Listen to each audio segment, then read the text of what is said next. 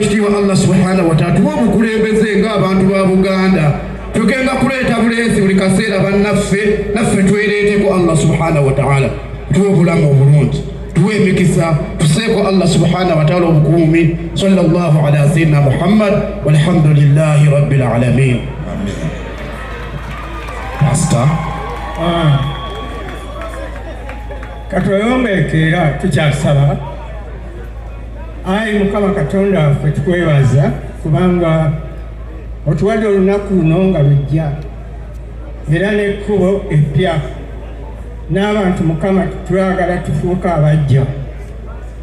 Mukama tukwasa ow'ekitiibwa Mathias Mpuuga omwana wo gw'omumanyi okusinga ffe, naye twagala Mukama okumusaba kifaananyi kya Dawudi. Dawudi yanyoomebwa, buli eyavaayo yagamba nti talina gy'alaga, naye gwe Mukama bw'ositula omuntu atuukiriza ky'oyagala. Osooka Sawulo teyakola bulungi mu maaso go, naye twagala omwana w'ono nsamba asambe, buli ekijja kisambe, nga Yeremiya wagamba nti nkuwadde okubeerawo otema amawanga. Ne omwana w'ono nsamba tumutadde mikono gyo, omusitule ave omukulembeze wange afuuke omukulembeze waffe. Taffe omulungi tukwebaziza olw'olunaku luno, twebaza bonna abateeseteese. Mukama bawa omukisa era bawa amagezi n'okumanya n'okutegeera, bawa omwoyo gw'omutukuvu, bafukeko Mpuuga, mufukeko amafuta ga ayi Mukama abeeky'e Masaka. Mukama watuwa dda omukulembeze ow'ensa newankubadde nga wamutwala. Mukama tusabye ono mufukeko amafuta mu maanyi ne mu kumanya, mu linnya lya Kitaffe n'Omwana n'Omwoyo Omutukuvu. Amen. Tuyanza bakabya baffe Bannaddiini olw'okutuwa essaala ennungi. Tuyanze batukoze bulungi Bannaddiini. Bassebo tukalire tutuule ssebo bassebo ne bannyabo. Ladies and gentlemen, sanyu jereere eryokka bwe mutingiti gyabotereza abantu. Bassebo ne bannyabo nga Bannaddiini batambula bwe baddayo. The program is going to run like this.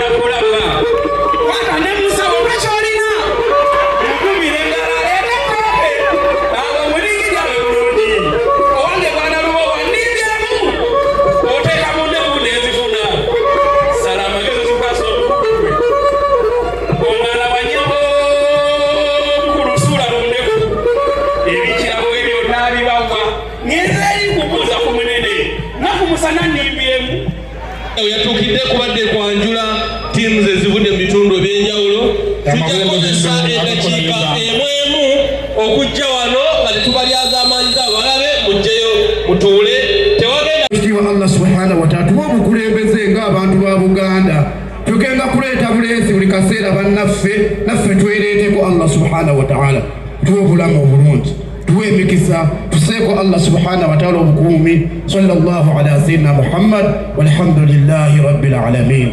Amen. Pastor.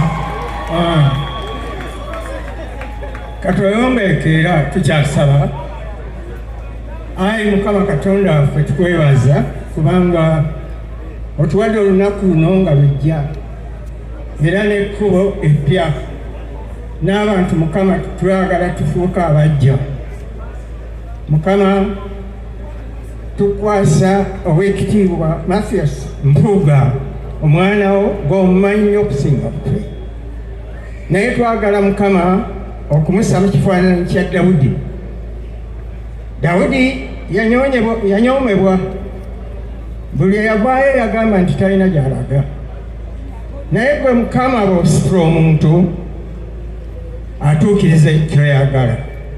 Osooka Sawulo teyakola bulungi mu maaso go, naye twagala omwana w'ono nsamba asambe, buli ekijja kisambe, nga Yeremiya wagamba nti nkuwadde okubeerawo otema amawanga. Ne omwana w'ono nsamba tumutadde mikono gyo, omusitule ave omukulembeze wange afuuke omukulembeze waffe. Taffe omulungi tukwebaziza olw'olunaku luno, twebaza bonna abateeseteese. Mukama bawa omukisa era bawa amagezi n'okumanya n'okutegeera, bawa omwoyo gw'omutukuvu bafukeko Mpuuga mufukeko amafuta ga ayi Mukama abeekye Masaka. Mukama watuwa dda omukulembeze ow'ensa newankubadde nga wamutwala. Mukama tusabye ono mufukeko amafuta mu maanyi ne mu kumanya, mu linnya lya Kitaffe n'Omwana n'Omwoyo Omutukuvu. Amen. Tuyanza bakadde baffe banaddiini olw'okutuwa essaala ennungi. Tuyanze batukoze bulungi bannaddiini bassebo tukalire tutuule ssebo bassebo ne bannyabo. Ladies and gentlemen, sanyu jereere eryokka bwe mutingiti gyabotereza abantu bassebo ne bannyabo nga bannaddiini batambula bwe baddayo. The program is going to run like this.